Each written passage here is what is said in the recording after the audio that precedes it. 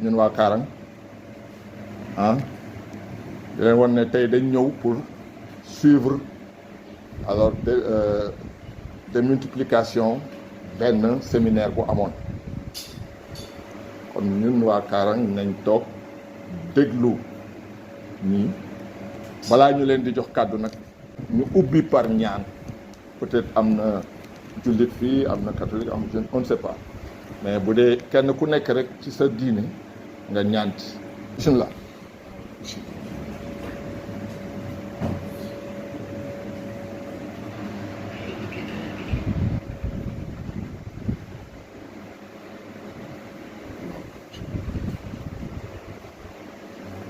ci teewaay bi di wax ne li ñu fi indi ça entre dans le cadre de la continuation donc en cas de la formation parce que arbitrage ay séminaire la à Guéréo d'abord les instructeurs def démultiplication au niveau des autres instructeurs des 3 départements. Après suñu loolu pare à leur tour ñoom aussi les instructeurs ñu dem ci différentes localités yi pour démultiplier parce que l'arbitrage dañ war a xam ne c'est quelque chose de dynamique maanaam day évoluer day changer à chaque fois. Maintenant on ne voudrait pas que nit ñi di arbitrer ni mu waree ñu ñuy arbitrer beneen façon donc dañoo war a harmoniser li ñuy def sur le plan national kon moo tax tey ñu teew fi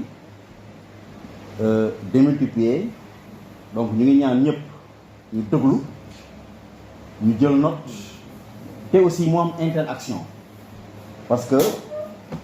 ñii ñooñu fi pour jox leen en tout cas connaissance yoo xam ne xëj na ñoom rek ñoo ko détenir mais échange lay doon partage lay doon parce que ces genres de rencontres noonu la war a demee kon bëgg nañ vraiment qu'il y ait une interaction bëgguñ mu nekk vraiment une assistance boo xam ne une assistance passive toog rek déglu dem ñibbi non mais na am interaction ñu ngi ñaan mu commencé si jàmm vraiment mu jeex si jàmm ñu gisante waat. gërëm di remercier tamit arbitre yi seen présence ñi nga xamante ne tamit vraiment ñëwuñu par manquement. ñoo ngi tamit vraiment on aurait bien souhaité ñu bàyyi xel ñun li nga xamante ni moom la ñuy def fii ba ñooñu noonu ñëwul après bu ñu demee ñu jéem ko partager ak ñoom affaire bi nag du dara jàng la rek ca fa ñu tolloon jóge ko fa ba fii mooy jàng parce que arbitrage ku nekk xam na ne ay loi la loi yooyu noonu nag il faut que yow arbitre bi boo bëggee doon arbitre il faut que ngay jàng di entraîner tey nag dañ toll ci phase u jàng kon dañuy ñaan ñëpp ñu prêter attention ci li nga xamante ne ni loolu la ñuy jànge fii ku ci nekk loo xamut loo umpale wala meneen ci yeneen i mbir sax bu dul tey ci li nga xamante ni moo tax a jóg formation bi sax nga laajte ko bu ko defee ñu leeralu ko après waxtaan ci kenn ku ci nekk li ngay jàngi tamit boo paree nga góorgóorlu nga pratiquer ji waaw ñu ngi ñaan ñëpp ñu prêter attention ci li nga xamante ni moom lañ fiy jàng jërë ngeen jëf. Voilà, merci monsieur le répondant de la zone de Karang, l'occurrence de Diatta. Quand on va passer directement à l'acte, nous allons donner la parole à l'instructeur technique départemental Souleymane Niass qui va. Voilà, merci à tous, bonjour à tous. Merci encore, on vous remercie. On s'excuse sincèrement du retard qui a été accusé. Mais comme Ndiaga Gueye a eu à le dire, ce sera un message par rapport au cours que nous allons recevoir. C'est un message parce que d'emblée, on sait que vous avez des prérequis. Il y a certaines lois déjà, vous les avez. Et maintenant, par rapport au changement, on va voir les changements qui sont sur le de cette. D'abord, nous allons commencer par la première présentation qui est qu'est-ce que c'est un remplacement pour commotion cérébrale. Pour que le sens soit plus fructueux, on peut parler allié aussi bien Wolof et français, n'est-ce pas? Donc, li ñu njëkk a aborder tey mooy la première présentation, ce sera sur protocole relatif au remplacement permanent supplémentaire pour commotion cérébrale. Parce que vous voyez que les lois dañuy changer, dañuy évoluer. On a constaté depuis un certain temps que les matchs yi bu amee mën na am nit bu am blessure. Et il peut arriver que blessure am mais malheureusement waa ji épuisé ay remplaçants qu'est-ce qu'on fait d'habitude dañuy génnee joueur bi équipe bi terminée à 9 ou à 10 parce que il n'y a plus de possibilité. Une question aux élèves match bu amee ñaata possibilité remplacement moom ñaata opportunité la équipe bi am pour def ay remplacement ak ñaata remplacement moo mën a dugg ci benn match. Oui oui oui 5 remplaçants en 3 opportunités vous êtes d'accord? Donc ma équipe bu ne am na possibilité def 5 remplacements mais ci 3 opportunités léegi nag il peut arriver que ces opportunités jeex wala nga am ay opportunités mais nga am joueur bu gaañu bu sévère maintenant qu'est-ce qu'il faut faire? Donc ça c'est une innovation mais pour le moment dañ leen di jox cours bi parce que c'est pour des raisons didactiques ngeen xam ko mais c'est pas encore en application au Sénégal parce que y a des préliminaires yu mën a tax ñu appliquer ko mais comme dañuy def examen ëllëg baax na nit ñi mën a comprendre les procédures comment ça va se passer donc li ñu wax mooy s'il y a un joueur qui est blessé pour commotion cérébrale mooy ku jékki-jékki daanu perte connaissance xam nga yow en tant que arbitre mënoo wax ne lii ko dal wala lii mais si c'est avéré et attesté par le médecin que ne kii lim ko dal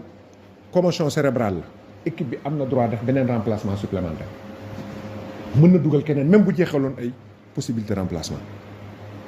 ce qu'il faut retenir même si vous avez épuisé vos possibilités de remplacement blessure par commotion cérébrale attestée par un médecin sur le terrain l'équipe a la possibilité de faire un remplacement supplémentaire léegi nag mu am 2 kii yu ci nekk parce que je suis en train de faire juste un résumé pour le cours dinaa ko dérouler ngeen gis mais on va y revenir comme ça ma jox leen ngeen mën a comprendre parce que c'est un peu long te buñ ko toppee du dem donc 2 possibilités mooy am moi j'ai épuisé mes remplacements 5 remplaçants laa amoon dugal naa leen ci 3 possibilités 3 opportunités jeex na am naa kenn ku gagné par commotion cérébrale la loi me donne la possibilité man ma dugal keneen mais même bu fekkoon ne samay remplacement jeex na may na ma ci les remplacements les jours remplacés jours yi ñu remplacé woon ba pare ma jël ci kenn ma dugal ko ci terrain est-ce que vous avez compris? Vous avez la possibilité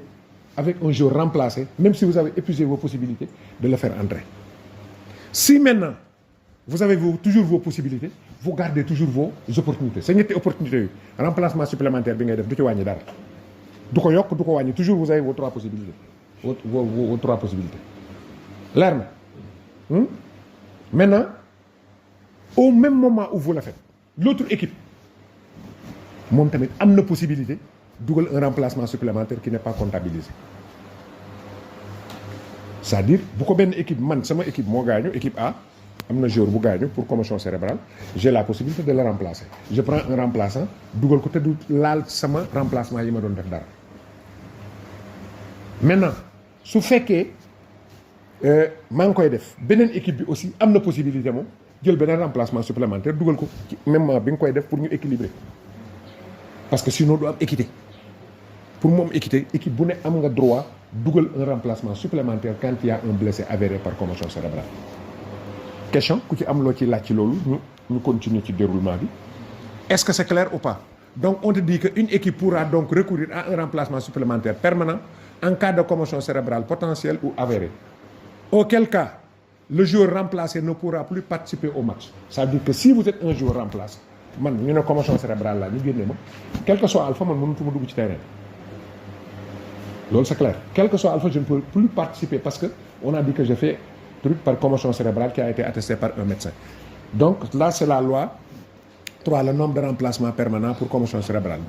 et le principe chaque équipe est autorisée à recourir à un seul remplacement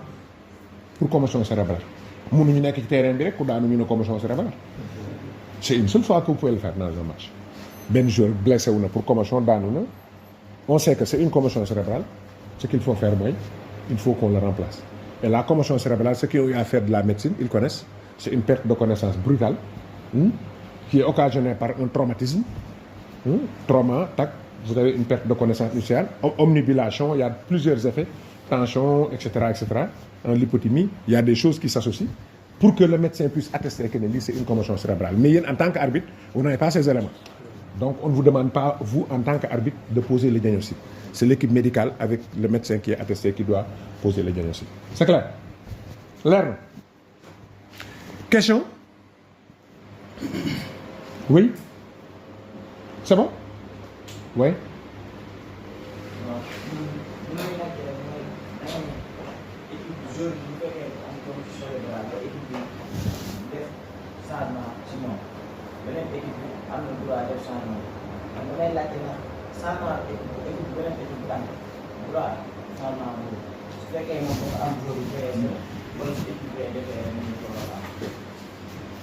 ndax dafa am j'ai pas entendu. dafa ci defee rek dafa am obligation def. bu ko neexee il a la possibilité am na droit au même moment où bal bi arrêté ñu ne kii c'est commotion cérébrale beneen équipe bi di ko remplacer beneen équipe bi am na droit au même titre moom tamit indi beneen remplacement bu ñu dul comptabiliser moom tamit il a le droit au même moment de faire un remplacement supplémentaire léegi am na beneen astuce bu ci amaat période bi ñuy def remplacement supplémentaire mën nga ci def remplacement normal wala comprendre au même moment vous faites un remplacement normal vous avez la possibilité kenn gaañu na pour commotion cérébrale on fait le remplacement mais au même moment on peut effectuer un remplacement normal l'autre équipe a la possibilité de faire un remplacement supplémentaire moom tamit qui ne sera pas comptabilisé ci remplaçant ci possibilité yi mu amoon 3 mi du ko laal bu fekkee 5 la waroon dugal kooku mu dugal duñ ko compter wala parce que sinon du am équité bu ñu mayee kii ne ko dugalal keneen parce que kee gaañu na nañ may kële moom tamit ne ko bu ñu koy dugal yooyu dugalal kenn duñ konteel kenn ci ñoom ñaar remplacement boobu parce que c'est une blessure qui est occasionnée c'est une chose qui est occasionnée par une blessure accidentelle de joueur. léegi man li may laaj mooy lan mooy commotion cérébrale. voilà moom laa lay wax xam nga c'est man mën naa ci xuus parce que c'est des termes médicaux comme je suis du corps médical mën naa laa wax lan mooy commotion cérébrale ah mais yow en tant qu'arbitre on ne vous demande pas de poser le diagnostic léegi nag astuce bi ñu ci teg mooy xam nga man mënoon naa nekk médecin wu équipe bi ma ñëw jour bi gaañu génn ma utiliser benn astuce ma ne kii commotion cérébrale la fekk amul commotion cérébrale mais vous en tant qu'arbitre sa yoon nekku ci parce que tu n'es pas esqualifié pour dire que lii parce que c'est un agent assermenté bu wax ne kii lii moo ko dal yow tu constates que ne lii tactique dilatoire la wala dalaa bëgg a nax tu le mentionnes sur la feuille de match boobu possibilité rek nga am parce que mënu la ne dafa am commotion cérébrale nga ciy opposé wu yow amoo benn élément bu la ko mën a permettre non seul élément que tu as mooy loolu man par exemple je peux venir dans un terrain un jour tombe ma xool ma xam ne kii il a les signes de ça parce que quand tu fais une commotion cérébrale déjà quand je regarde les yeux je sais que kii soit il est en mydriase il y a une dilatation des pupilles nangam je peux le savoir la tache blanche ma gis ko je peux voir dans le terrain que ne kii am na tache blanche je vous donne un exemple am na benn match bu ma doon def je pense il y a un joueur qui est tombé qui a fait une chute de la langue en arrière bu ñu yéexee mu dem yoonam mais j'ai sifflé je suis venu mais avant que grand place kii bi ñëw je connais la technique je l'immobilise et je l'enlève mais bu ñëwee après ñu génnee ko mais parce que je connais la technique qu'il faut faire pour le faire mais vous man en tant qu'arbitre je ne suis pas habilité su ma ko xamul jànguma ko je ne suis on me dira rien li ñu la wax mooy arrêter le match bi demander au truc de venir mais une commotion cérébrale comme on dit c'est une perte de connaissance brutale qui est occasionnée par une blessure avec omnibulation nit ki day titubé daanu il perd connaissance il y a d'autres éléments qui sont en jeu et qui engagent le pronostic vital de la personne maintenant en ce moment nous du corps médical on va dire que c'est une commotion et quand on vous dit yow en tant qu'arbitre c'est une commotion dites que arrêtez la partie vous avez droit à un remplacement supplémentaire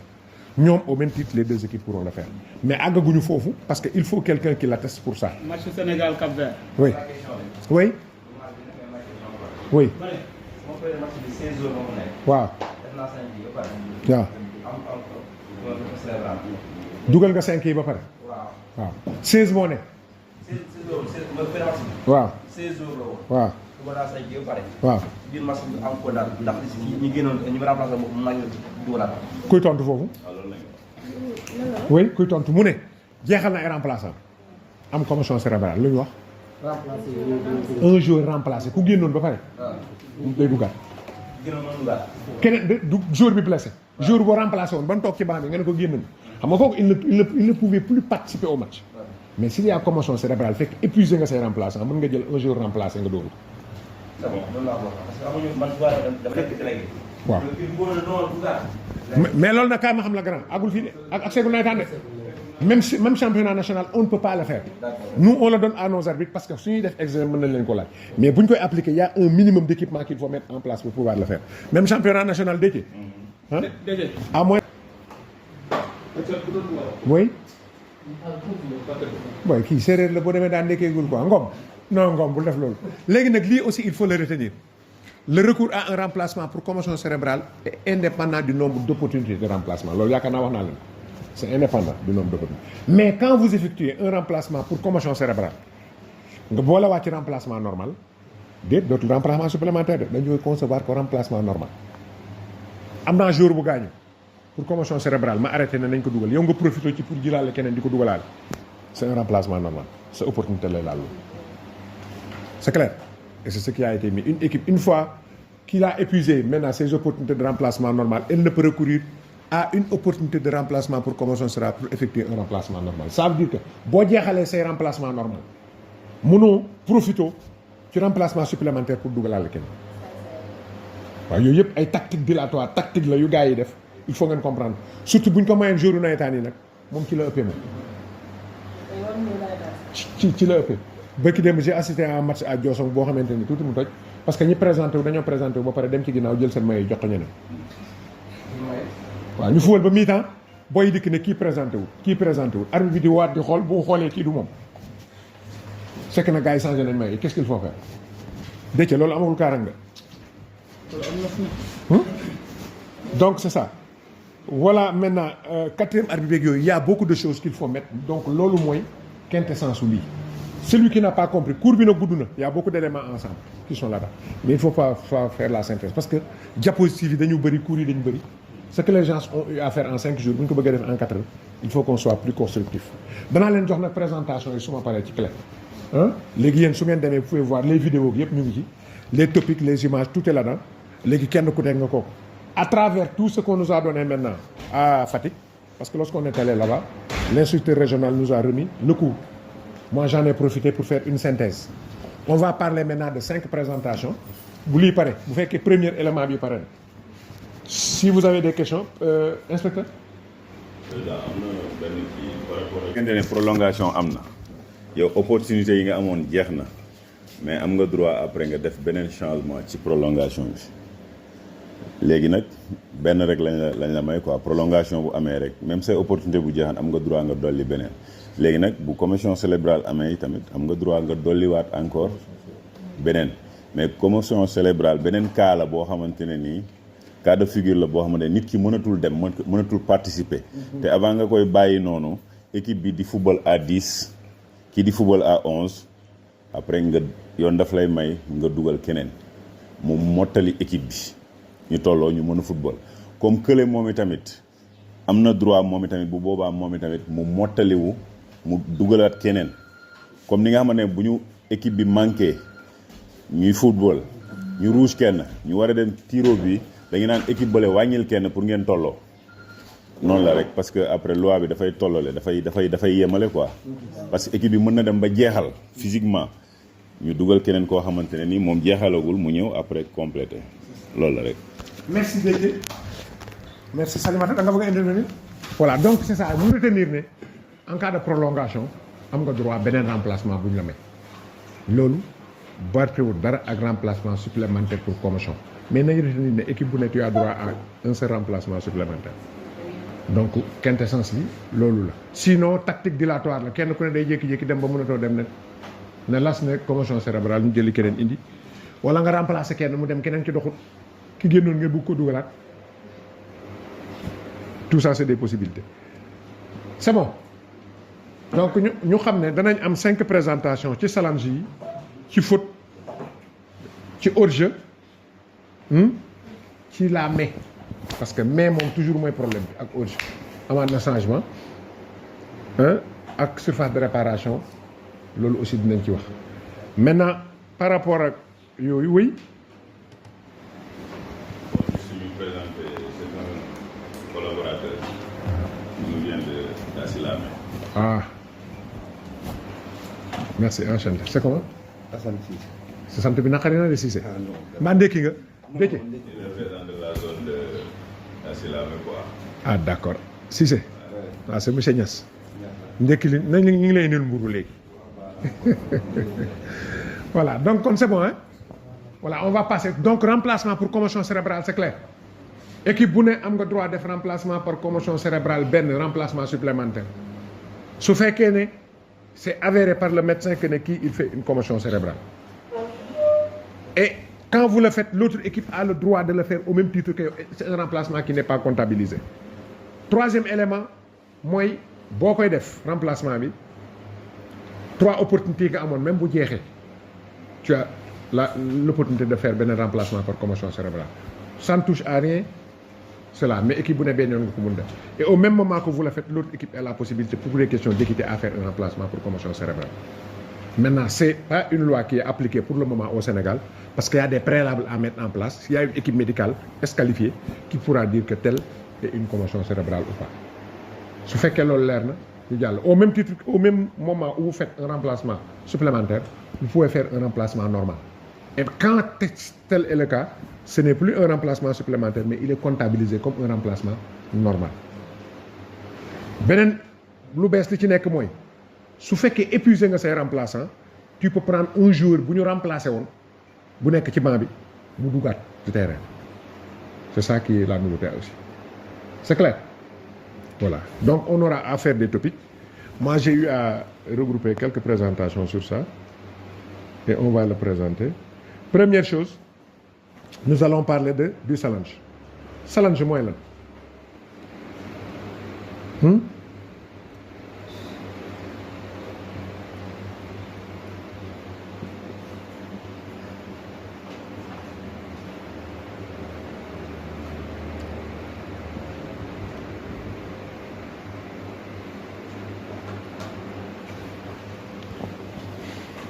Donc il y a des choses, il faut que nous retenions. Pour l'arbitrage moderne. L'arbitrage moderne, c'est quoi? C'est d'abord c'est une équipe. Les arbitres doivent constituer une équipe. Hein? Si vous constituez une équipe, il y a de grandes attentes. Parce que d'abord, il y a quelqu'un, il y a Voutreau qui disait c'est le coupable idéal, mais c'est l'homme providentiel. N'est-ce pas? Match bu yàqu ñu ne arbitre bi la. Match boo gagné yow yaa mën a football. Donc c'est l'homme providentiel, mais c'est le coupable idéal. Donc vous devez constituer une équipe, une seule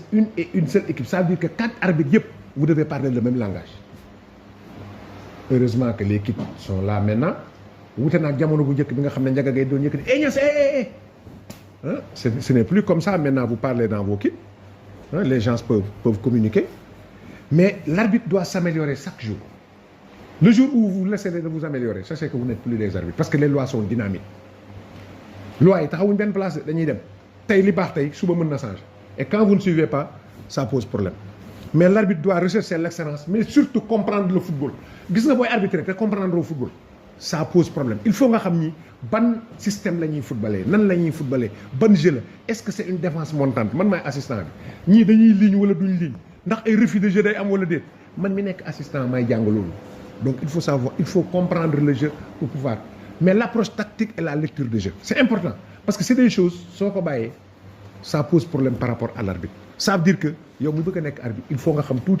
sur le système de jeu. Mais aussi, anticiper sur les problèmes et les erreurs.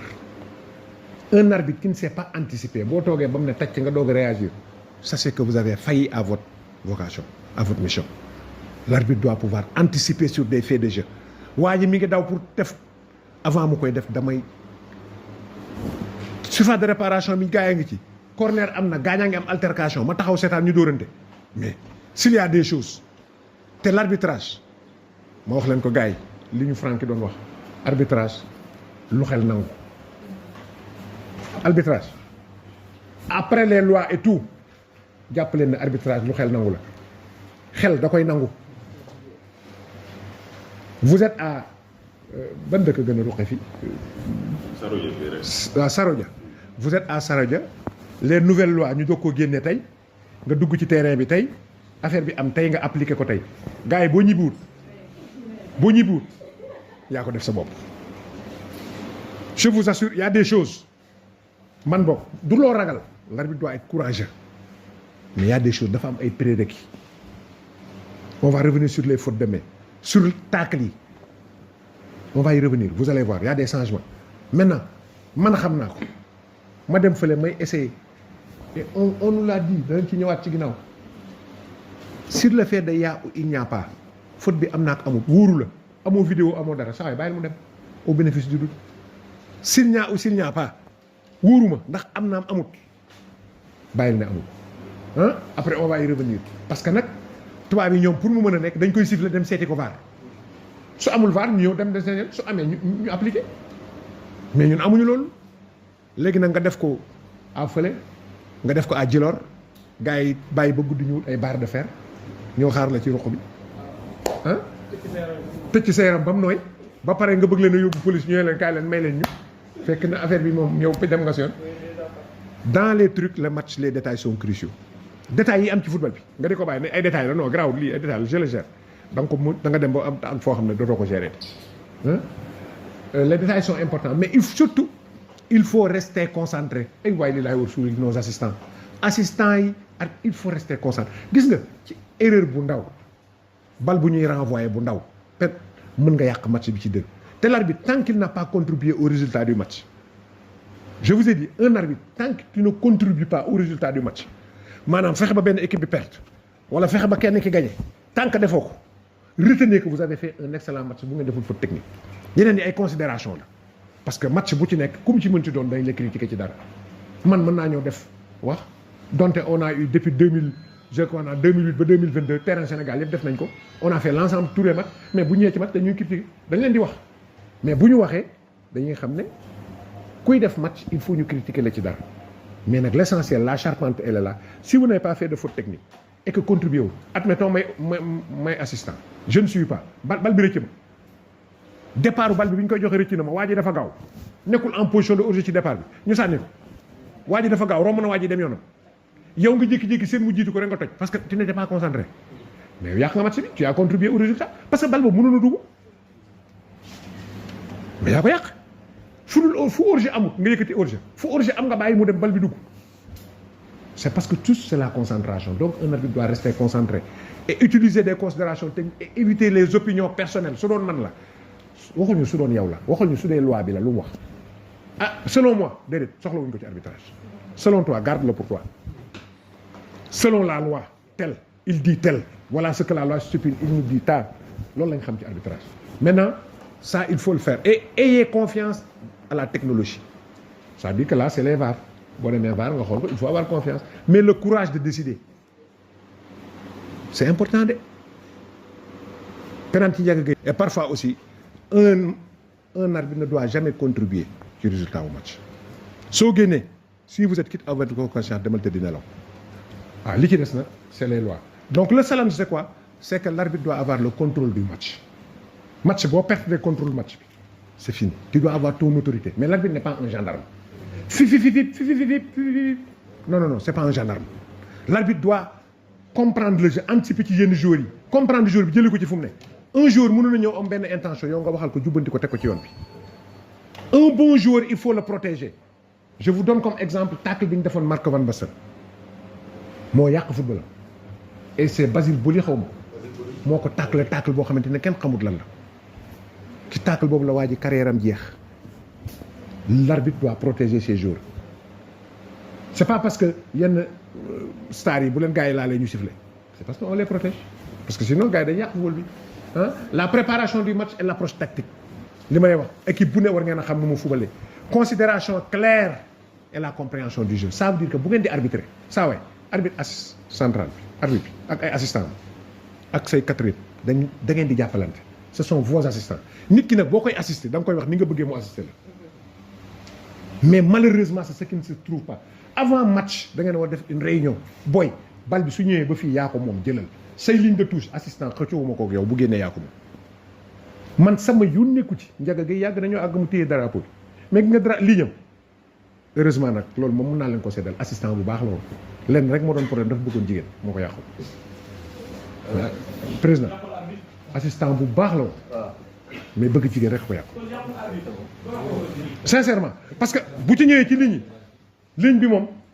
lu mu la signalé noonu la ensuite nag am na gestuelle bu rafet bu mu daan def xam nga daan kii pour gël yi nobaale ko te drapeau bi il faut mu def ko ci boole ci du ci bokkul non jarbaat Ndiaga dañ koy wax mais jarbaat Ndiaga bu nijaay am bëggee jigéen duñ ko wax buñ koy wax da ngay sakk say nopp xam ne ñun ñoo fi ne en Déthié loolu mënoo ko seedee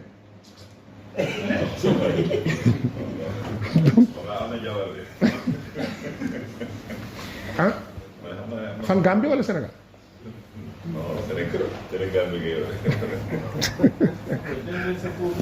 donc baal naa la donc arbitre assistant yow arbitre central ligne bi moom moo ko moom sa yow nekku ci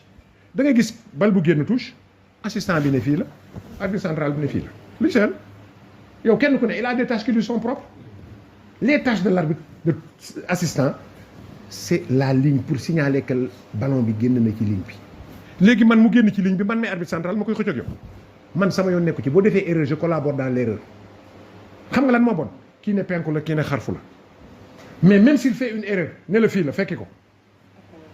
après bu ñu ñëwee moom il va s'en rendre compte mais li gën a bon ci arbitre mooy kii jëm fii kii jëm fii ma sifflé hors-jeu yëkkati hors-jeu nga piqueté ma wàcc ma fa différé ma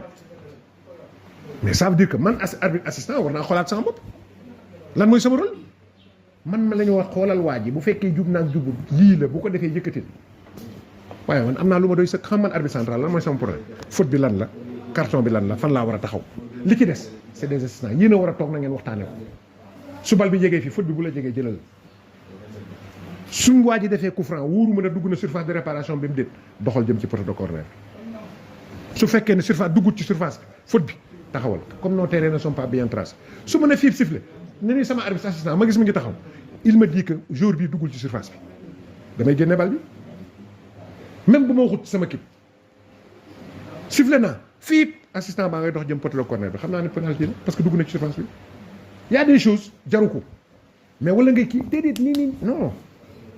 y a des choses am na ay code science yu ngeen war a am yoo xam ne mën ngeen a arbitrer waxtaan li ngeen di wax bu pare kenn du koy mais kenn ku ne am na ay tâches qui lui sont propres quatrième arbitre bi moo war a gérer banc gérer remplaçant gérer li mais kenn ku ne tu as des tâches qui te sont propres léegi nag quand vous arbitrez vous devez constituer une équipe l'unité et la cohérence mais les détails sont importants mais restez concentrés le travail d'équipe et la communication mais surtout wax naa leen ko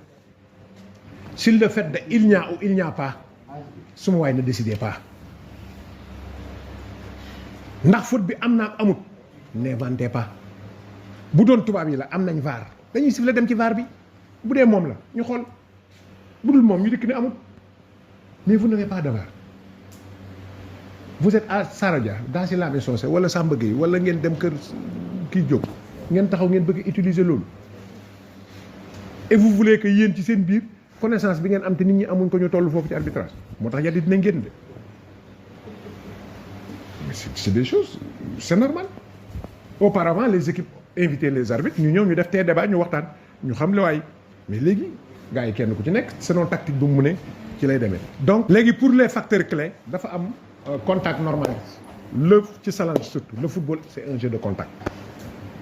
un jeu de contact mooy mënuñu taxaw xool il faut nit ñi dalante ñu ñamante tuuti waxuma nag 5 minutes de gojjante de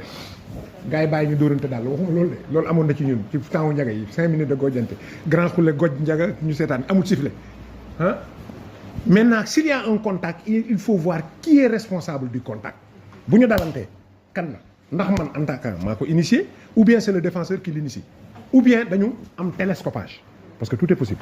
qui a initié le contact parce que une faute peut être commise par imprudence par attitude inconsidérée ou par violence damaa bëgg nag ñetti termes yooyu ngeen tekkil ma ko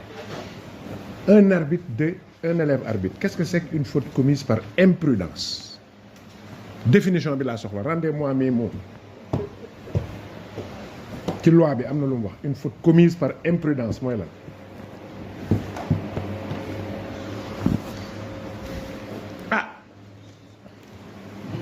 gaañi bu gaa bokk kooku dama yaakaar ne aja way bi nga tey la loi qu'est-ce que la loi dit la définition dans imprudence une faute imprudente commise par imprudence mooy lan après ñu ñëw ci sanction bi ak lan la oui gars yi il faut ñu jàng loi yi de parce que li ñuy ñëw ñun on est venu pour apporter les modifications mais sookul baa ngi fi sookul bi mooy wax loolu qu'est-ce que c'est qu'une faute commise par imprudence am kii moom bi muy def jàppul ci dara moom daal c'est pas son problème la balle ou l'homme moom bie boo nga dem ca fële c'est pas mon problème naa la génne terrain bi kooku faut coup franc direct plus carton rouge. Donc nag terme yooyu lañ soxla bu ngeen joxee carton ngeen bind ko ci motif yi faute commise avec imprudence boobu amul faute attitude inconsidérée carton jaune faute commise avec attitude violente ah carton rouge ba pare nga def sa rapport complémentaire wax li mu def c'est clair. La force, l'intensité et la vitesse loolu c'est important ñu jël ko en compte ci foot wala ci ballon bi force bi ngay utiliser l'intensité que tu utilises ça c'est important parce que kii ñëw am na tacle bu muy tacler ak doole kii xam nga même bu fa fekkul dara sax am na lu mu doon wut mais il faut être préventif et la vitesse mais le contact il est important te loolu danañ ci dellusiwaat le contact fu muy dal parce que foot bi dëcc lu ñu daan wax partie utilisée partie zone touchée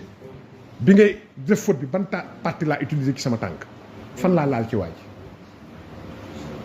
maintenant léegi on le fait mais il y a 2 choses ba 3 le contact pour crier coup franc loolu laa leen di wax nii suñ toll nii bu ngeen ko bëggee def à Fongolemi Saraya à fii Sarodia à Kër Saloum Diané Samba Gueye faute léegi dañuy tenir compte est-ce que le contact est total s'il n'est pas total déedéet parce que football mën naa laal sa tànk mën naa ko frôler quand je frôle il n'y a pas de faute amul contact léger amul cos tànk nit amul faute te léegi da ngay gis ku ñëw sax tànk bi def ko nii rek dem yoonam et vous allez voir les actions avec topic yi yooyu yëpp amul c'est des choses qu'on va revenir te da ngeen gis topic yi il y aura des changements à considération maintenant la conduite violente la brutalité s'il ne dispute pas le ballon tendance bi ak difficulté lan la un contact normal il est imprudent quand un contact est commis par imprudence kooku grave c'est un contact normal maintenant dans une faute il faut voir qui a initié la faute kii kan moo def faute kan moo ko initié au départ kan la le ballon d'abord le risque après le contact du haut du corps gars yi bopp moom gisuma kenn ku ko protégé wul ah xanaa boxe de la gis ñu lay may nga dóor ci bopp waaye football moom lu laal bopp c'est un peu dangereux il faut le revoir donc loolu mooy considération yi ma ñëw peut-être ci vidéo yi question ok comme li ma leen wax rek football jeu de contact la il faut ñu xeex lu ñuy xëccoo ji bal bi la ci xëccoo boobu nag lu ne mën naa xaw et on vous dit que comprendre le football elle permet à l'arbitre de prendre la bonne décision quand les considérations sur lesquelles il s'appuie demeurent insuffisantes mais si les considérations sont réunies l'arbitre n'a pas besoin de convoquer la compréhension du football considération yi parce que ñun ci ay considérations la ñuy teg nanaa leen ce qu'il faut retenir si c'est une faute commise par imprudence pas de carton loolu d'accord ngeen ci imprudence tayu ma ko dama football tayu ma ko gaañ naa la pas de carton une faute attitude inconsidérée carton jaune attitude violente carton rouge wax nañ ko sànq dafa mel ni faute ak sa loxo da ngay gis loolu boo ko defee fii mais musiba am est-ce que jël bal faute kook sa loxo dara ci sa loxo est-ce que war nañ see jox carton war nañ see jox carton et pourtant fii da nga gis gars yi faute benn faute nga ne ko carton jox leen ko carton c'est pas normal ça dépend bu fekkee faute bi demul bay annihiler une chance de marquer un but ku bëgg a dugal bit nga dindi ko sa loxo loolu bokkul mais bu dul loolu bu ma neexee ma jël bal bi football ba mu neex ma faute ma téye football ba mu neex ma jël bal bi téye loolu ngay def amul carton amul dara loo may joxe carton ci kaw la et pourtant da nga koy gis fii bu dee acte volontaire la léegi bu dee acte volontaire la su ma neexee ma contrôler sambal ba mu neex ma jàpp ko. amul carton amul dara waaw kon nag jeex na. lorsque l'arbitre siffle une faute la première chose à voir c'est le point de contact bi ma lay tàkkale fan moo dal sama dànk fu mu dal ci sa tànk il faut revoir la partie utilisée et la partie touchée n'est-ce pas partie bi nga utiliser et partie touchée si la partie utilisée c'est la semelle parce que li nga mën a utiliser sa tànk mooy semelle bi tu peux utiliser la semelle tu peux utiliser le coude lii mën ko utiliser n'est-ce pas tu peux utiliser le pied tu peux utiliser le genou mais dama bëgg ci foofu ci coude ngeen xam ko coup d'épaule donte bokkul ci lii ci football la bokk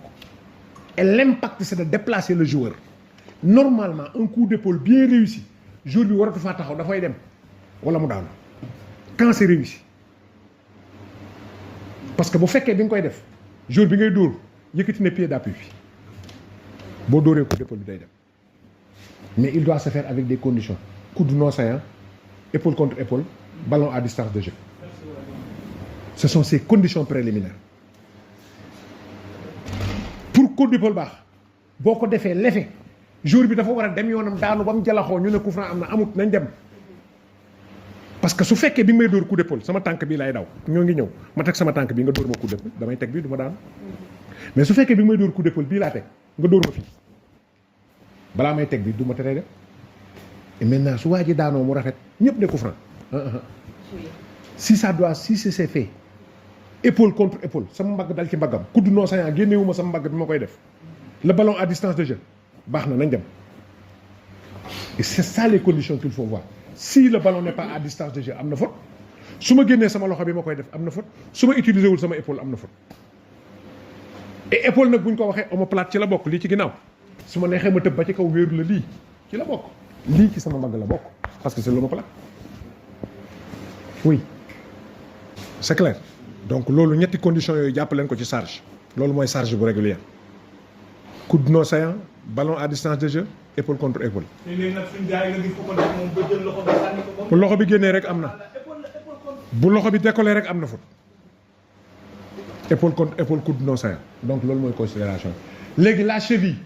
la partie touchée bi nga utiliser sa semelle fan nga laal ci wàcc ndax cheville bi nga laal ndax bopp bi nga laal ndax tibia bi nga laal et voir si la partie touchée il est sensible ce sont les considérations qu'il faut prendre en compte pour dire que c'est une faute imprudente c'est une faute commise par attitude inconsidérée wala une faute par attitude violente.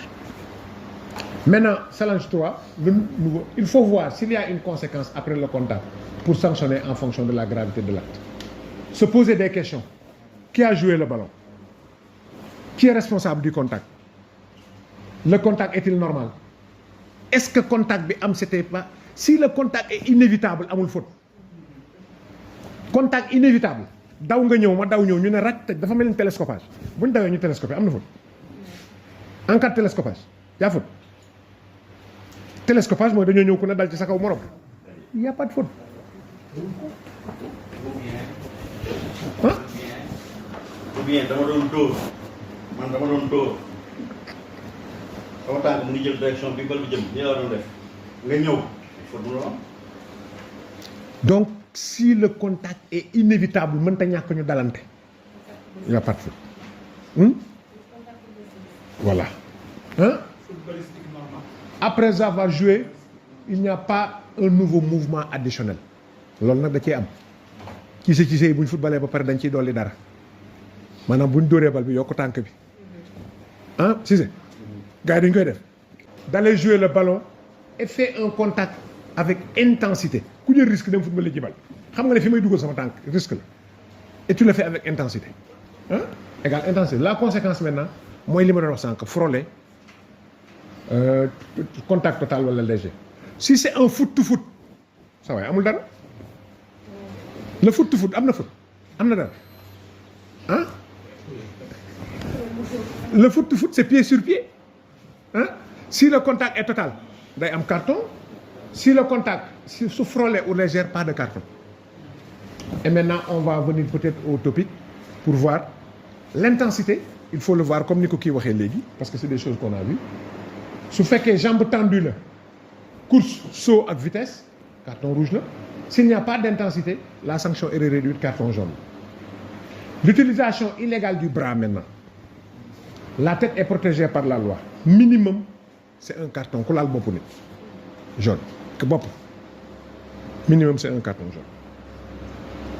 action ayant un mouvement clair du bras heurtant la tête carton jaune action avec un mouvement du bras de l'avant-bras à l'arrière carton rouge ça veut dire quoi baa jaa ngi sama gannaaw maa ko tey mën na ko tuj mouvement additionnel carton rouge le résultat c'est de voir l'impact sur l'adversaire Maintenant, nous allons voir les topics. Gars yi grand dama d'accord ci li nga wax ki wax ne kañ lañ koy appliquer man Sokone je pense que sifflé naa fa benn penalty. Est-ce que penalty là ou pas? Je vous pose la question. Quelle est la décision qu'il faut prendre? Contre-attaque am na contre-attaque dafa am gars yi bëgg a dugal ci camp yi au même moment où ñu ngi contre-attaque ba dugg ci surface de réparation bi bëgg a dugal camp yi attaquant bi desoon fële le 9 là bi desoon ci beneen camp bi il donne un coup de pied un coup de poing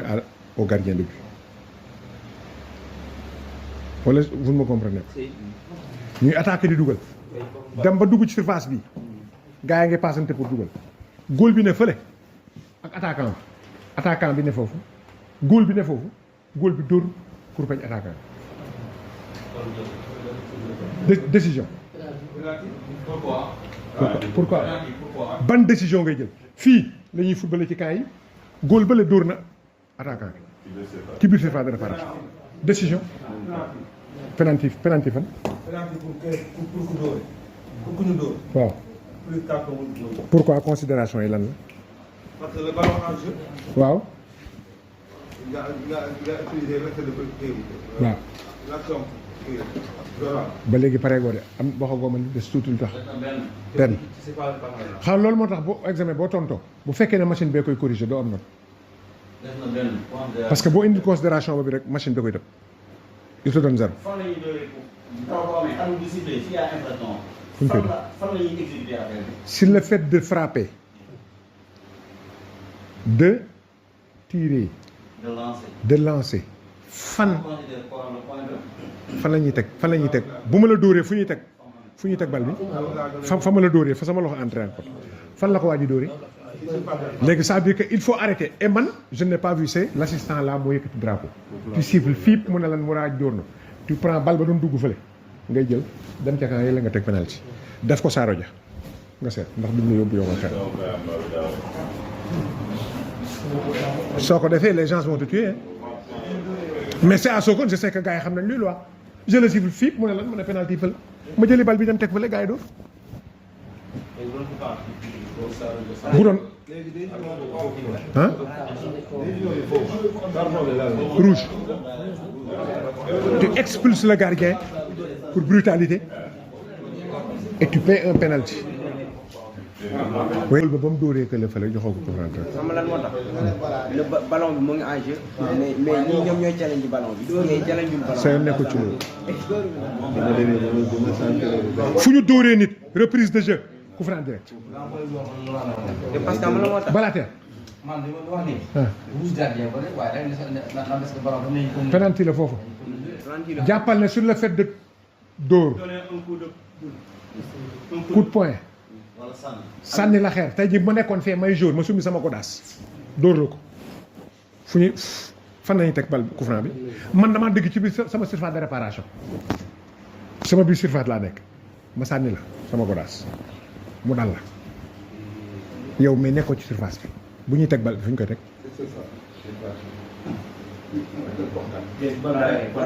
man maa ngi ci biir surface bi summi sama godaas dóor ko sama adversaire mais sama adversaire nekkul ci surface dafa génn surface bi ful ko su fekkee ne man damaa génn surface bi yow nga dugg ci surface bi ma sànni la dàll bi mu dal la yaa ngi ci biir surface bi fi mu la dalee fam la dalee fa la football. On considère on considère que li ma la sànni c'est le prolongement de ma main. dañ jàpp ne sama loxo moo yegg ba foofu dal la fa mu la dalee foofu la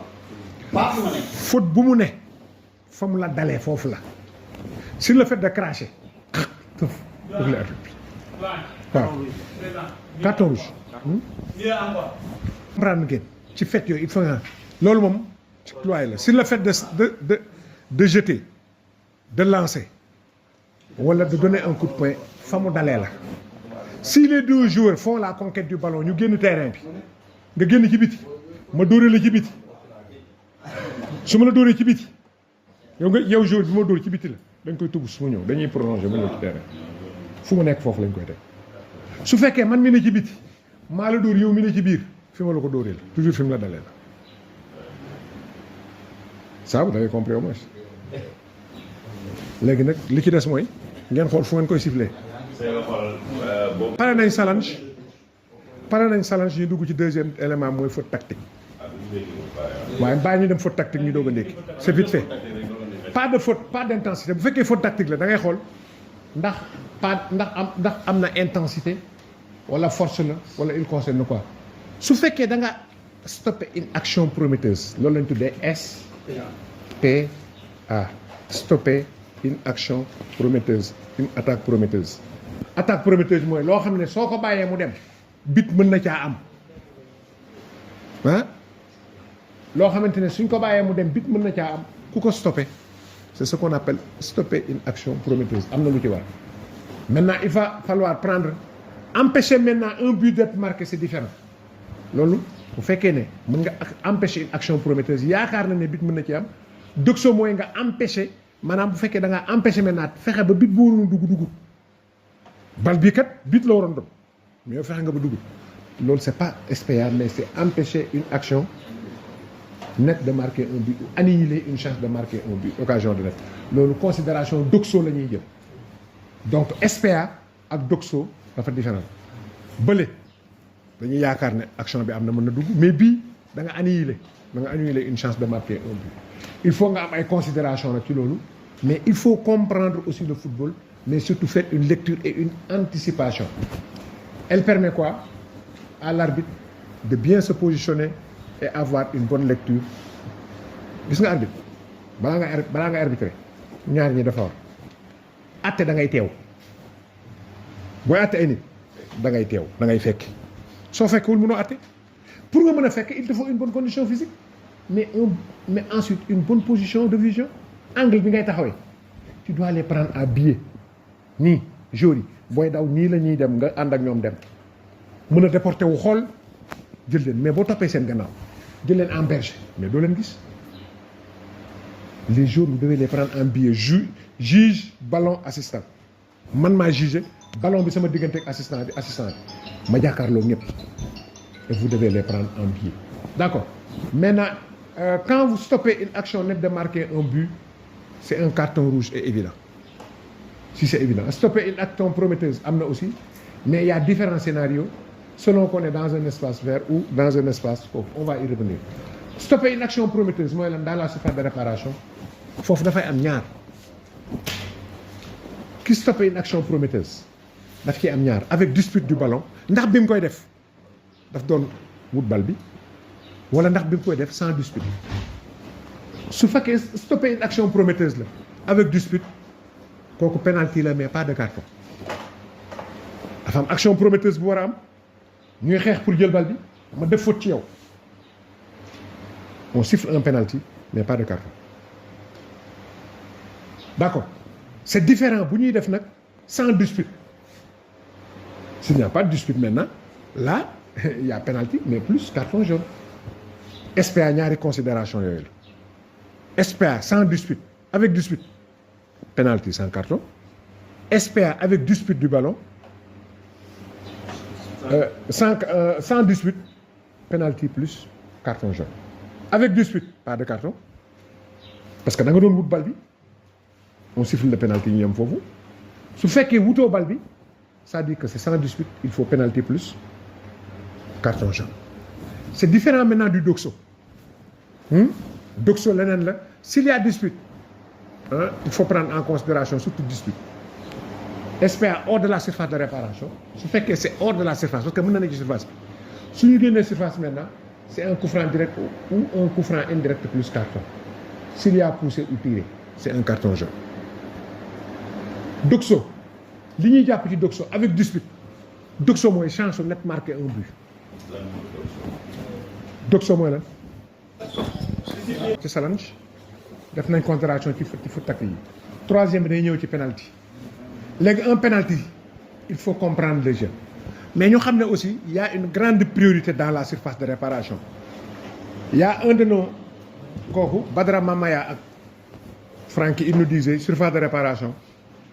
bàmmeel la bàmmeel pour nga suul néew bi noo koy def il faut nga tiim da ngay bàmmeel dañuy tiim surface bi booy suul néew moom bàmmeel bi faaw nga tiim ko c'est ça surface de réparation mënoo nekk fële da ngay gis arbitre bu taxaw ci sifflet penalty fekk manqué rond central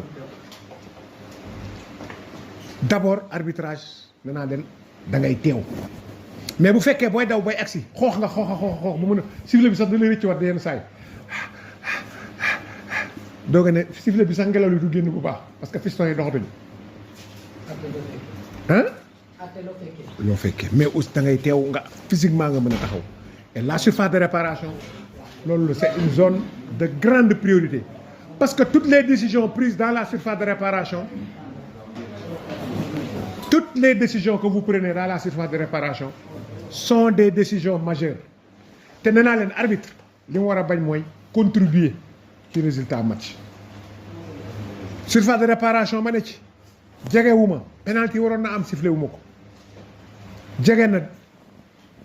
jegewuma action bi y a une faute qui devait avoir pour la défense moom def faute bi ma jox ko attaque bi donc toutes les décisions sont des décisions majeures d'où l'importance d'être en position d'alerte et prêt à partir dans la surface moom il faut être en position d'alerte et être prêt à partir position dafa baax ci surface nga am lecture de jeu jël leen en biais am na faute yoo xam ne mënoo koo gis parce que da ngay bootu ci ginnaaw défenseur ci ginnaaw joueur soo bootoo ci ginnaaw doo ko gis il faut toujours vous mettre en biais pour pouvoir avoir une bonne lecture pour être et il faut être au bon endroit. L'arbitre doit avoir un bon positionnement et une bonne lecture de jeu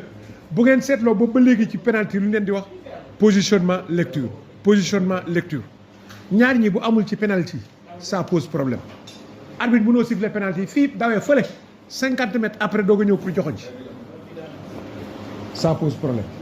l'angle de vue arbitre nooy defee nii ci biir da ngay gis arbitre buy def di jeex yi mais ça c'est pas une bonne position tu te déplaces nga gis l'angle de vue il est important et l'angle de vue signifie voir entre les joueurs mën a gis entre les joueurs c'est ça qui vous permet d'avoir un bon angle de vision waaw donc il faut changer d'angle de vue pour voir les infractions commises su fekkee da ngaa topp ci ginnaaw gars yi rek mën ngaa bañ a gis lu bëri danaa dellusiwaat ci benn situation parce que mooy nax nit ñi en général ci surface de réparation mooy lan mooy la simulation moom fu ngeen ko déggee rek xam nañ ne mooy 100% zéro contact 100% zéro contact c'est-à-dire que laal dara warta am boo nee simulation la kenn laalul nit ki 100% laaluñ ko ci fenn zéro contact s'il y a comme ci yi dañoo muus ak pasi s'il y a 0,01% de chance ne laal na ko c'est parce que laal na su ko laalee rek simulation am mais su ko laalut y a simulation en cas de simulation le fautif est passible d'un carton jaune et d'un coup franc indirect jour bu bëgg a dugal ci surface bi jékki-jékki daane boppam te laaluñ ko et il est avéré que y a pas de contact simulation la carton jaune coup franc indirect donc loolu mais buñ ko laalee nag lu mu tuuti nekkatul simulation la nouveauté c'est quand initie le contact su fekkee man mi attaquant dañoo muus il initie le contact c'est un coup franc indirect plus carton jaune pour la prévention doit être clair et gestuelle en parole et surtout lorsque la balle est arrêtée donc loolu dafa am solo mais il faut le travail d'équipe c'est quoi communiquer sur la prise de décision en donnant les détails importants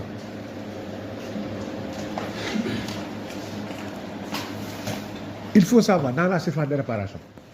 jour bi ban comportement la xam nga ne nawetaan yi xam ngeen ci jour boo xamante ne fu mu duggee ci surface bi daal xam ngeen ko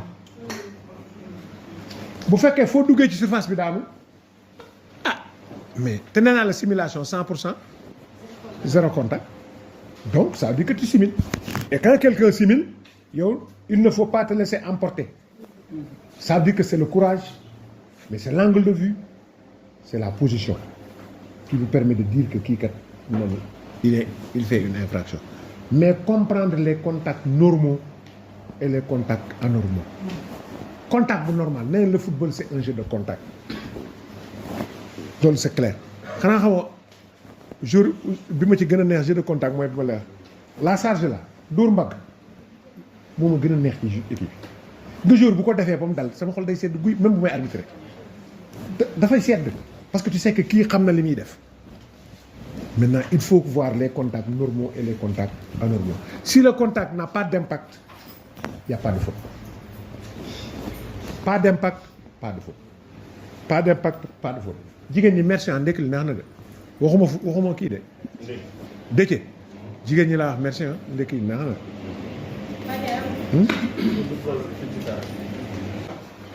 gars yi defar nañ mbir ba pare mooy faute yi nga xamante ne souvent mbir mi mu ngi ci biir surface de réparation ñëwal jàkkaarloo joueurs yi te leen di carrément ngay leen vous êtes dans la surface de réparation da nga ciy boole nag public vous êtes dans la surface de réparation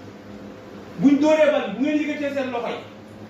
bu ci bal bi dalee penalty yi léegi ñu ne buum bal bi defe na ni loxo bi mën a ci teg nga ne fii kan koy wax kenn du wax parce que waxoon nga ko bu yàgg wax nga nit ñi ne leen lii bu xamee penalty nga ne leen par contre nag vous pouvez garder vos parties intimes mun ngeen def nii ah loolu boo ko defee kenn du la blâmer ci lu tax nga siffler penalty bi beneen bi mooy boo paree ci mur nga dem bloc joueur xam nga bu ñuy dóor bal bi mu war a ñëw ci surface de réparation bi comme li leen doyen wax foofu c'est une zone boo xamante ne priorité zone de priorité daf na fa war a fekk face au bloc joueur nga leen carrément je suis là je vous surveille y a pas de contact surtout avec les mains bu leen laalante surtout ak loxo yi bu leen amul pousse amul xëcc léegi nag loolu ku ko fa def fi mu toll nii boo nee fii penalty wala nga ne fii coup franc kenn dootul wax mais yow ñëw coup franc nga ñëw taxaw miir bi taxaw nga yow miir bi sax déjà ci suñ biir am na ñoo xamante ne duñ respecté la distance régulière 9 mètres 15 au moins 9 mètres 15 au moins mooy la mun na dem ba 100 mètres yow l'essentiel mooy bu mu gën a tuuti 9 mètres 15 da ngay gis bu ñëw def distance bu nekk 5 mètres xaw ma 4 mètres nga teg ko fa xaw ma da ngay ragal a dugal mur bi ci biir surface de réparation bi xaw ma dara ah il faut ngeen di gon gars yi ne li ñuy def nii xam nañ ko miin nañ ko te maîtriser nañ ko rek na nga am respect wu gars yi mais nekk foofu crise boobu waaw c'est pas wallahi taalaay laa la mën assistant mënuma ko naa la ña nga xam ne dara 2008 2006 ba ma nekkee fédéral ba 2022 bi may bàyyi mosuma téye benn yoon lañ ma mos a jox assistant waaye duñ ko dolli mënuma ko man pour man sax damay saan match si far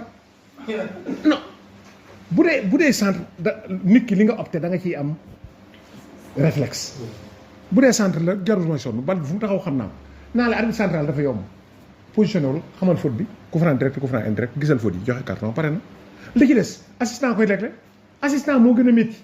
yow yaay aligné au jeu laag du hors jeu lii laag du lii bal bi génn naa génnut su ma jàqee ne la xee lu xew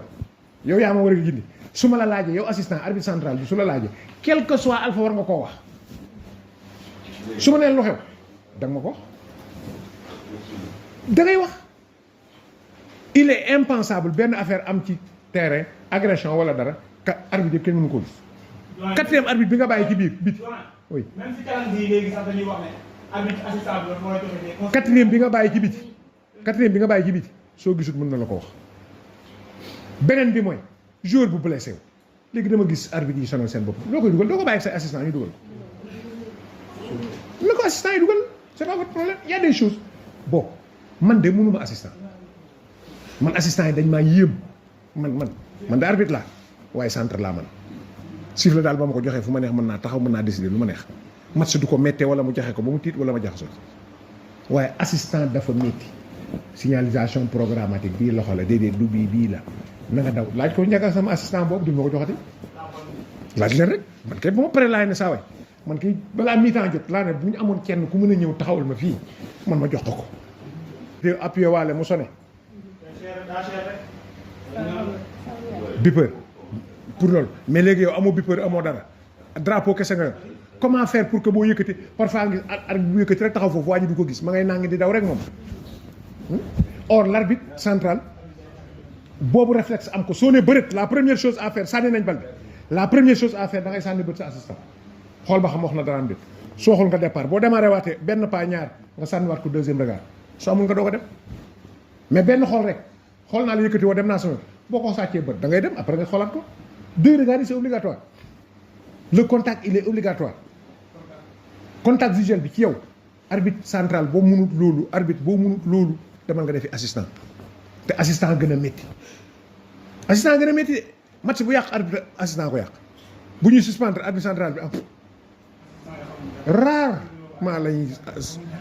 bit bu ne dugg naam duggut arbitre central man sama yoon nekk ci franchir naam franchir c'est pas mon problème man du ma juge de ligne sama assistant mooy juge de ligne bi c'est un but douteux moo ma war a wax romb naam rombut sama yoon nekku ci na fexe ba jeexal ligne am aligné ak poto bi gisal ma ne bal bi romb na c'est son problème man su ma wax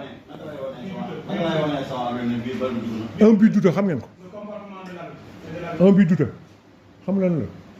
bal bi dugg na wala duggut dóor nañ bal bi romb na dugg na wala duggut man may arbitre assistant nan ngay def bal bi romb na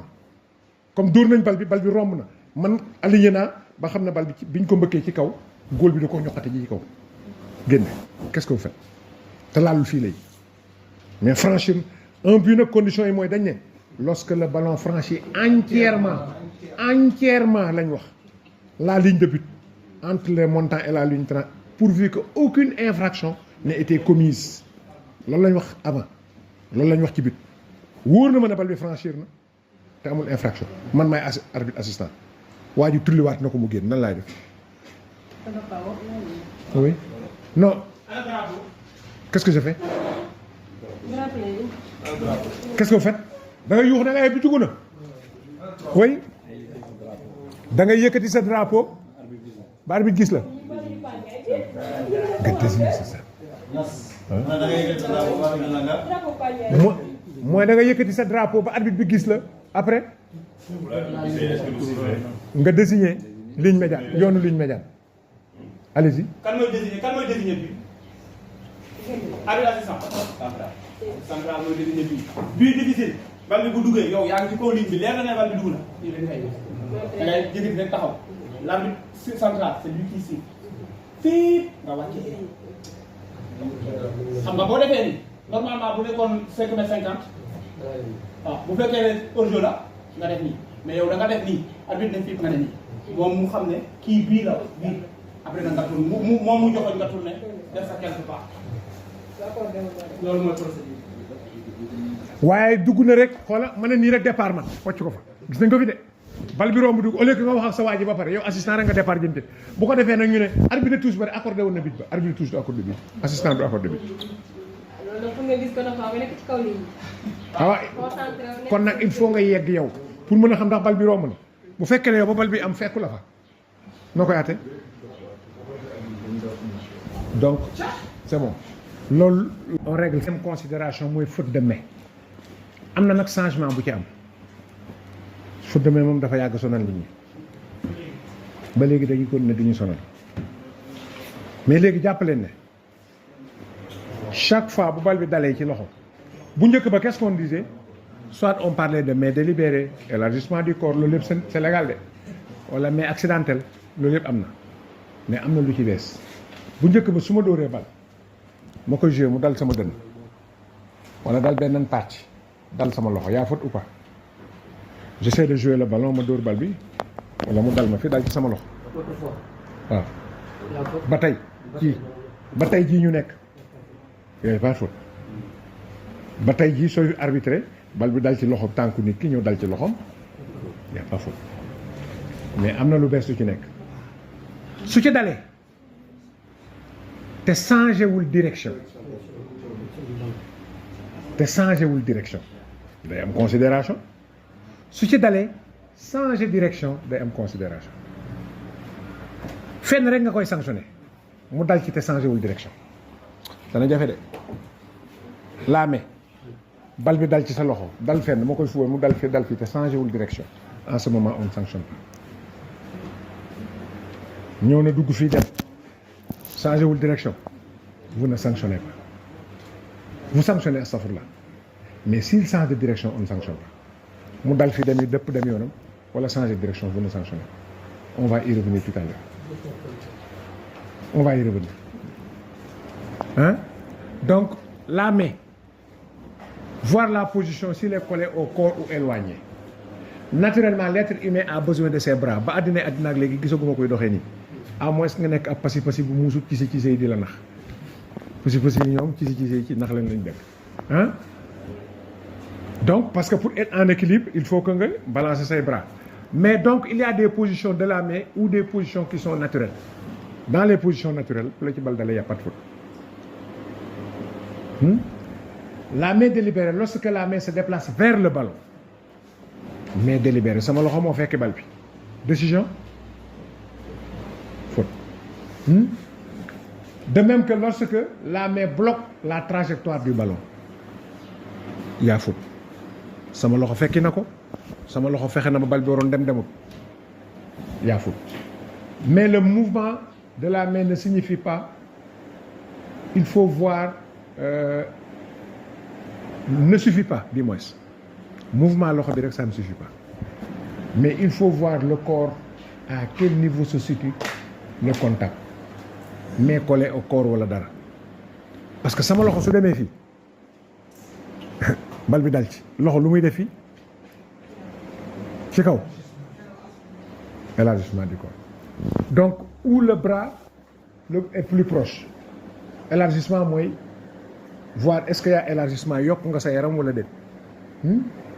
voir si cet écartement du corps est une conséquence du mouvement ou il est justifiable xam nga tey ji su ma demoon bay bëgg a daanu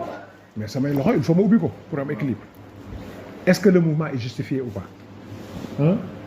Mais une main accidentelle, c'est quoi? Si le joueur lui-même marque un but immédiatement, on ne sanctionne pas la main. Est-ce que l'air naturel? S'il y a une main accidentelle, moi ñu door bal bi mu dal sama loxo dugg ci kaañ nekk but. Est-ce qu'on peut marquer un but sur ça?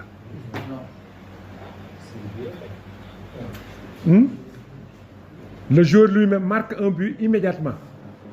sur une main accidentelle. Loxo dal sama loxo bal bi dal sama loxo dugg ci kaañ da nga koy accordé wala ñu dóor bal bi mu dal sama loxo tegu sama kanam ma dóor mu dugg wala boog mu ñu dóor ko mu dal sama loxo dem ci beneen sama coéquipier mu dugal ko accidentellement le ballon rebondit accidentellement sur ma main tegu sama kanam ma dugal est-ce que c'est un but wala mu rebondir accidentellement ci sama loxo dem ci sama adversaire sama partenaire dugal décision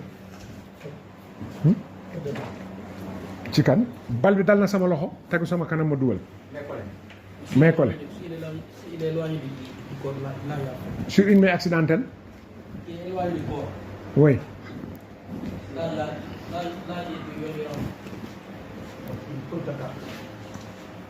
su fekkee ne c'est sur main accidentelle man même dal accidentellement ma marqué bi duñ ko valider mënuma football bi accidentellement utiliser ko dugal c'est gauche mais par contre su ma dalee accidentellement sama beneen jour dugal ko day nekk but est-ce que li may wax leer na sur main accidentelle man mi mu dal man mënuma ko dugal ñu ak valider ko mais sama coéquipier il peut le marquer est-ce que loolu leer na sur une main accidentelle tayuma ko nga dóor bal bi mu dal sama loxo nga dóor ko tipp mu dal sama loxo tayuma ko tegu sama kanam ma dugal mais c'est gauche tayuma ko nga dóor ko mu dal sama loxo dem ci sama beneen jour bi dugal ko dama koy accordé mais man mënul dal sama loxo ma dugal ko oui. léegi comme action waaw.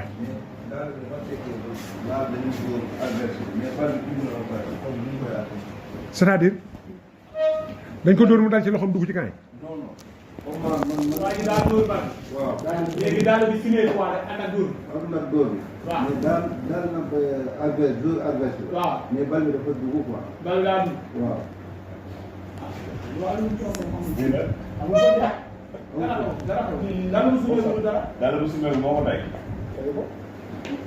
comme ni daal ay daal bu sumee ñu ne ko baax. non comme man daal bi daal bi moom muy dóor ballon. moo dóor bal bi dem. waaw dugg yi waaye bu muy dóor bal bi daal di dafa sumee. daal benn joueur. waaw dugg. waaw xam nga bal bi dugg na.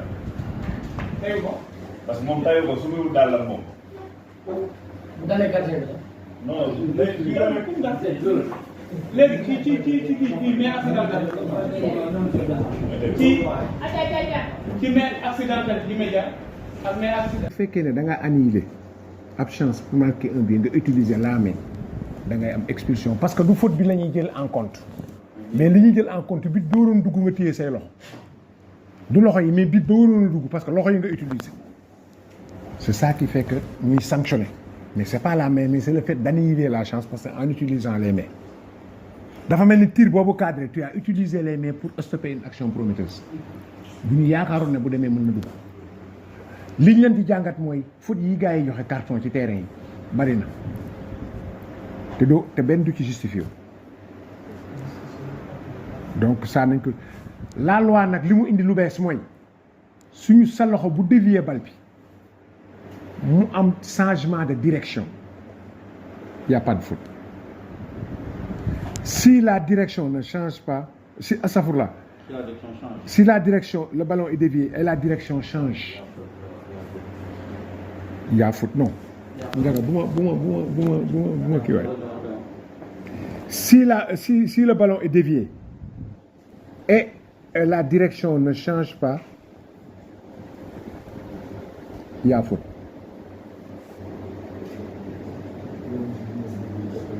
est-ce que dégg nga bal bi laal sa loxo te direction bi changé wu yaa faute mboros waa am na ko waxoon mboros waa mais bu ci dalee direction bi changé rek amatul faute maanaam dugg rek continuer te jàddu fenn boobu yaa faute mais bu dalee dellu fu mu jàddee lu mu ndaw direction bi lu mu changé rek yaa faute touche la main yaa faute s'il ne change pas de direction et touche la main yaa faute si le ballon est dévié change de direction trajectoire et touche la main pas de faute. non déroulez phrase. si le ballon est dévié. si le ballon est dévié su fekkee dañ dévier bal bi mu changer direction laal la.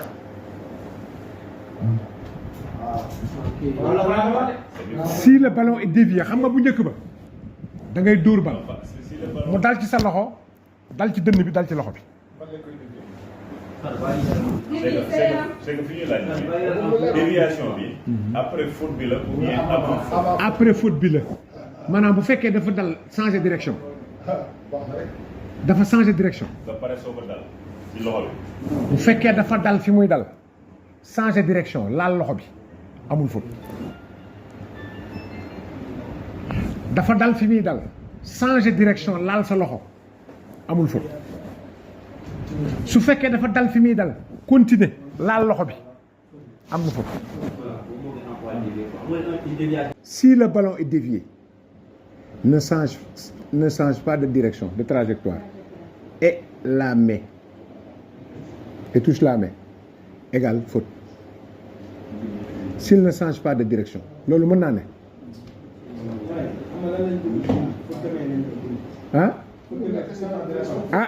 si le ballon est dévié mais change de trajectoire et touche la main pas de faute ballon bi dévié nañ ko mu change de trajectoire touche la main